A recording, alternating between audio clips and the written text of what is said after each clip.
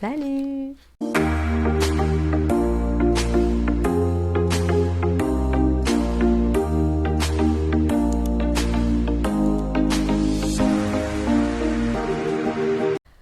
Alors, je vous souhaite la bienvenue sur ma vidéo et aujourd'hui je vais vous partager mon témoignage sur comment j'ai arrêté de fumer.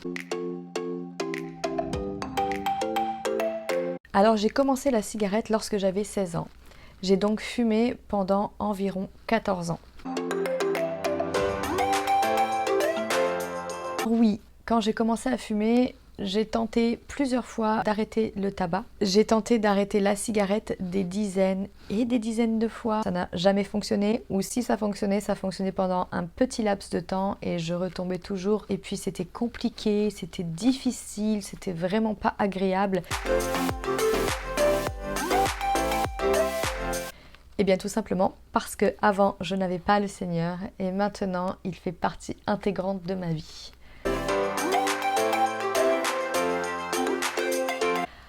Non, cette fois-ci, je n'ai pas utilisé de substitut, ou du moins mon seul substitut, c'était le Seigneur. Les substituts, je les connais parce que justement, auparavant, j'ai essayé les substituts. Donc j'ai essayé le patch pour arrêter de fumer, ça n'a pas fonctionné. J'ai essayé la gomme, ça n'a pas fonctionné. J'ai même essayé le spray. Alors pour tout vous dire, le spray, ça m'a brûlé la bouche et en plus, ça n'a pas fonctionné. Cette fois-ci, je suis heureuse et je rends d'autant plus grâce à Dieu pour cet arrêt du tabac qui s'est fait de manière tellement simple. Alors, le samedi 2 août, nous étions invités à dîner chez un ami. J'étais vraiment malade à ce moment-là, j'avais mal à la gorge, j'avais de la fièvre, j'étais vraiment pas bien. J'avais fumé ma dernière cigarette finalement était à 9h30. À ce moment-là, je ne savais pas que ça allait être ma dernière cigarette. On est rentré chez nous. Et le lendemain, j'ai décidé de rester couchée. Je voulais aussi vous dire que ça n'était pas la première fois que je tombais malade, ni que j'avais extrêmement mal à la gorge. Vraiment, ce n'était pas la première fois. Mais à chaque fois que ça m'arrivait, ça ne m'empêchait pas de me lever et d'aller fumer mes cigarettes en fait, même si j'avais très mal en fumant, mais c'est pas grave, je fumais pareil. Or, cette fois-ci, j'avais décidé de rester couchée et de ne pas me lever.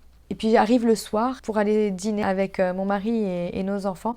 Et puis je fais la remarque à mon mari, je dis écoute, aujourd'hui j'ai pas fumé, pas une seule fois. Et franchement ça me manque absolument pas. J'ai dit on va essayer, on va voir si demain ça fonctionne pareil. Et aujourd'hui ça fait donc 8 mois que j'ai complètement arrêté le tabac. Alors oui, il y a effectivement quelque chose qui a joué à l'arrêt du tabac, qui pour moi, à mon avis, et selon ce que j'ai pu recevoir, était vraiment significatif. C'est que fin juillet, j'ai passé un entretien d'embauche et j'étais vraiment heureuse parce que enfin, j'allais pouvoir servir le Seigneur tout en travaillant et faire que mon activité professionnelle soit à 100% pour Dieu. Je pense que le Seigneur voulait vraiment, à ce moment-là, me libérer de quelque chose qui prenait trop de place dans ma vie. Il voulait comme me purifier, me sanctifier vraiment. Et pour moi, c'est la chose qui a fait que cette fois-ci, c'était différent. Première anecdote, lorsque j'ai arrêté de fumer, ça a été d'une simplicité, d'une facilité et tellement agréable. Au bout de 2 semaines d'arrêt du tabac, je disais à mon mari, écoute, j'ai l'impression de n'avoir jamais été fumeuse de toute ma vie. Alors qu'en vérité, on sait bien que j'ai fumé pendant la moitié de ma vie sur Terre.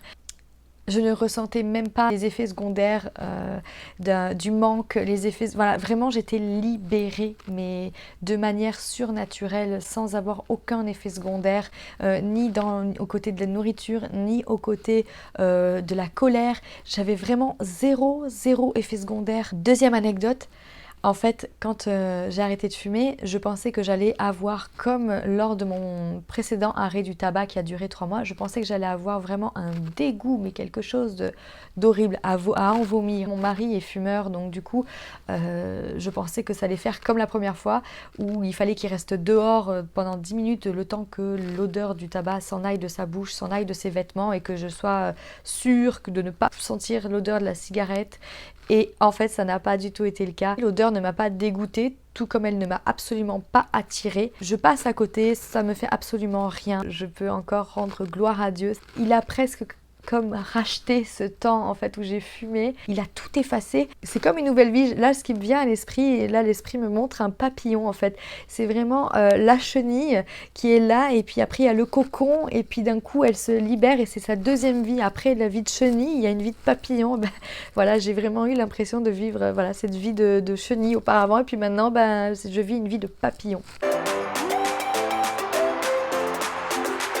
Alors, sachez que je n'ai pas arrêté le tabac parce que j'ai été sauvée, ni lorsque je suis née de nouveau. J'ai accepté le Seigneur dans ma vie, je suis passée par les eaux du baptême, j'ai reçu le baptême du Saint-Esprit aussi, mais le tabac persistait dans ma vie. Si vous n'avez pas réussi à arrêter le tabac, et je parle du tabac, mais je peux aussi le mettre pour l'alcool, pour la drogue.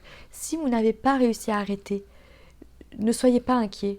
Le Seigneur me dit clairement qu'il nous aime malgré tout et qu'il nous aime de la même manière qu'il nous aimerait si nous n'étions pas des fumeurs. Je me mets dans le lot actuellement dans la manière dont je parle uniquement parce que à l'époque où je fumais, je pensais que je n'étais pas digne de pouvoir le servir. Tous les chrétiens que je connais ne fument pas, et puis moi je fumais, et puis j'avais l'impression de ne pas être vraiment digne. Vraiment, il y avait quelque chose en moi qui me disait, on s'entend que c'est un mensonge, mais qui me disait, écoute, tu fumes encore, t'es pas totalement sauvé en fait. Soyez rassurés, c'est faux, ne croyez pas à ces mensonges. Et croyez aussi une chose, c'est que si Dieu l'a fait pour moi, il va le faire pour vous, en son temps, en son heure.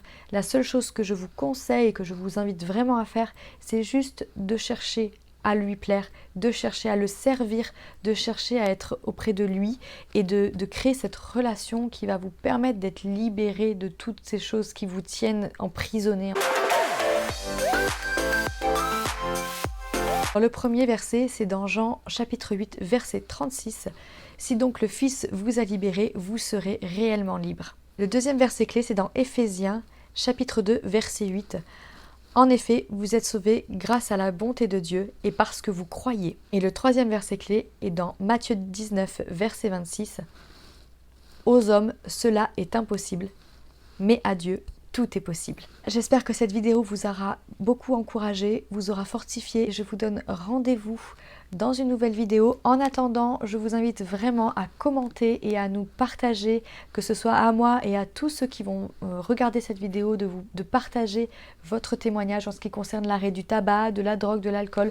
Vraiment, ça va fortifier plus de personnes que vous ne le pensez. Donc je vous laisse mettre vos commentaires et n'hésitez pas à vous abonner et à activer la petite cloche. Comme ça, vous serez informés des prochaines vidéos qui vont sortir. Bye!